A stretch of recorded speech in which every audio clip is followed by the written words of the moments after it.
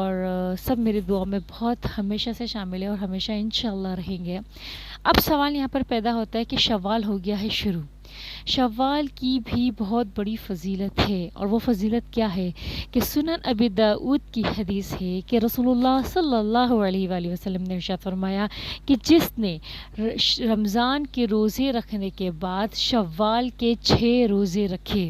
رمضان کے روزے رکھنے کے بعد شوال کے 6 روزے رکھے، تو گویا اس کا ثواب ایسا ہے کہ اس نے پورے سال کے روزے رکھے۔ سمجھ آئیے، پورے سال کے روزے رکھنے کے برابر ثواب ملے گا اگر ہم شوال کے 6 روزے رکھتے ہیں تو۔ اب سوال یہاں پر ایک اور پیدا ہوتا ہے کہ آیا شوال کے 6 روزے ہم کس طریقے سے رکھیں، کیونکہ یہ جو